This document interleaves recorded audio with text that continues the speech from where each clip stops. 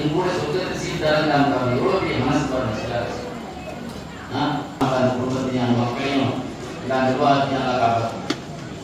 அருமையானவர்களே, அதாவது உனக்கு சொர்க்கம் வேணுமா 70 ஒட்டகம் வேணுமா? அவன் எனக்கு 70 ஒட்டகம் தான் வேணும்னு சொன்னார். என்னப்பா நீ? மூசா நபி காலத்துல ஒரு கிழவிக்கு இருந்த அறிவு கூட உனக்கு இல்லையே அப்படின்னா.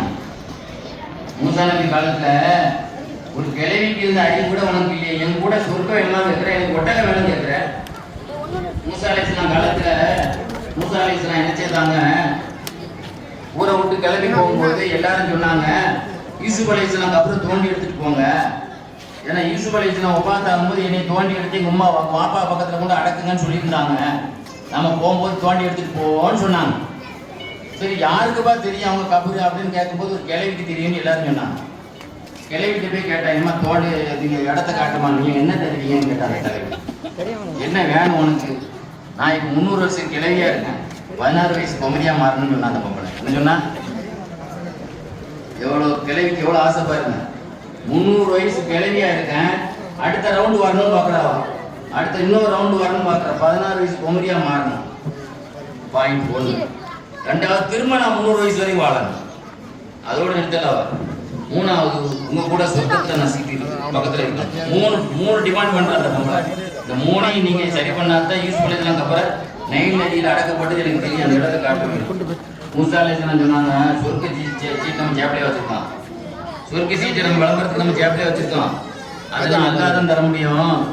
ஏன்னா உன்னைய கொமரியா ஆக்க நான் துவா செய்யறேன் அல்லாட்ட, அது துவால முடியும். அடுத்து நீ ஒரு 300 வருஷம் ஆகிறதுக்கும் அல்லாட்ட துவா செய்யறேன். சொர்க்குங்கிறது அல்லாதான் தரணும், அது நம்ம கையில் இல்லைன்னா. அல்லா சொன்னா உங்க இதை நீங்க கொடுக்கும் போது என் இதை நான் கொடுக்க மாட்டேனா? நம்ம கொடுப்போம், காட்ட சொல்லுங்கன்னா. அதான் ரசூலுல்லாஹ் சொல்றாங்க, மூசா நபி காலத்துல ஒரு கிழவிக்குள்ள அறிவு கூட இல்லையா, அந்த பொம்பளை கூட மூசா நபியோடு சொர்க்கத்தில் இருக்கணும்னு ஆசைப்பட்டா. நீ 70 ஒட்டகம் வேணுமா, என் கூட சொர்க்கம் வேணுமா, 70 ஒட்டகம் கேட்கிறியப்பா அப்படின்னு சொல்லி ஸல்லல்லாஹு அலைஹி வஸல்லம் பேசினான். ஆக வேலை சாப்பாடு கொடுத்தவருக்கு என் கூட சொர்க்கத்தில் இருக்கியான்னு கேட்குறாங்க பாருங்க. எவ்வளோ பெரிய பெருந்தன்மையான நபிங்கிறதுக்காக சொல்லுவாங்க. அப்போ இவ்வளோ மீலாதுல்லா நடத்திருக்கான்னு சொல்லி ரசூலுல்லாஹ்ட்ட அவங்க துண்டை பிடிச்சி நம்ம கெஞ்ச வேண்டாம், இத்தனை விழா நாங்கள் நடத்தியிருக்கோம், எங்களையும் சொர்க்கத்தில் உள்ள விடுங்க. அதுக்கு இதை விட ஒரு பெரிய முக்கியமான விஷயம் எதுவும் கிடையாது. அருமையானவர்களே, கதீஜா நாயி நான்லாம் மக்காவுக்கு போயிருக்கும்போது இரா மலையை பார்த்தோம். இரா மலையில் ஏறுறது பாகிஸ்தானியர்கள் மட்டும் ஏறுறான், பெரிய சூடானிகள் கற்பர்கள். ஆனால் நம்மளால் பார்க்கத்தான் முடிஞ்சுது. ஆனால் கதீஜா நாய் சோறு தீட்டு போனாங்க. ரசூலுல்லாஹ் சாப்பாடு கொண்டு போனாங்களாங்க. ஈராக் கோயிலில் தவம் இருக்கும்போது அவங்களுக்கு சாப்பாடு எடுத்துகிட்டு போனாங்களா இல்லையா?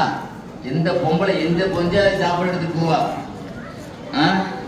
ஜிப்ரீல் அலைஹிஸ்ஸலாம் வந்து சொன்னாங்களாம், யார் ரசூலுல்லாஹ் கதீஜாமா வர்றாங்க அவங்கள பார்க்கறதுக்கு, நான் சலாம் சொன்னதா சொல்லுவேன், அல்லாவும் சலாம் சொன்னதா சொல்லுவேன். எவ்வளோ பெரிய ராஜ மரியாதை. உலகத்தில் சொர்க்கத்தில் தாங்க அல்லாஹ் சலாம் சொல்லுவான் சொர்க்கவாசிகளுக்கு. சலாமுன் கௌலம் மின் ரப்பிர் ரஹீம். யாசீன்ல வருதா இல்லையா? சொர்க்கவாசிகள் சொர்க்கத்தில் இருக்கும்போது திடீர்னு மேலே இருந்து லைவ் ஆவானா, எல்லாரும் பார்ப்பாங்க, அஸ்ஸலாமு அலைக்கும் என்று அல்லாஹ் அங்கிருந்து சொல்லுவான்னு.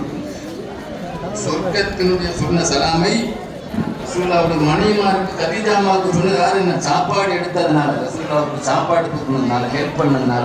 பெருமான் நான் ஒரு பெரிய பணக்காரி என்ற ஒரு திமிர் இல்லாமல், நான் பெரிய தொழிலதிபர் என்கிற ஒரு ஆணவம் இல்லாமல், என்னுடைய கணவருக்கு நான் சேவை செய்கிறேன்னு சொல்லி மலை ஏறின அந்த உலகத்தில் எந்த பொம்பளையா ஏறுவானா? 3ஆவது மாடிக்கு ஒரு தண்ணியை கொண்டு வாங்கினாலே கொண்டு வர மாட்டேங்காலும் நிறைய பொம்பளைகள். அவ்வளோ தொழிலாம் ஏற முடியாது, வந்து குடிச்சிட்டு போங்க அப்படின்னா நிறைய பொம்பளை. ஒரு 2ஆவது மாடியில் 1 மாடியில் தண்ணியை கொண்டு வரலாம் யார மாட்டேக்காங்க. உங்க வீட்டு கதையான்னு கேட்காதீங்க, பொதுவாக உள்ளதான் சொல்லிட்டு இருக்கேன். ஏன்னா கால் வலிக்குது, கை வலிக்குது, முட்டு வலிக்குங்கிறாங்களாங்க.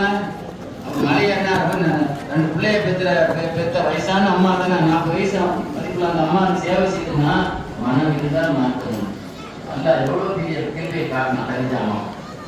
இது மாதிரி நீங்கள் பார்த்தீங்கன்னு சொன்னால்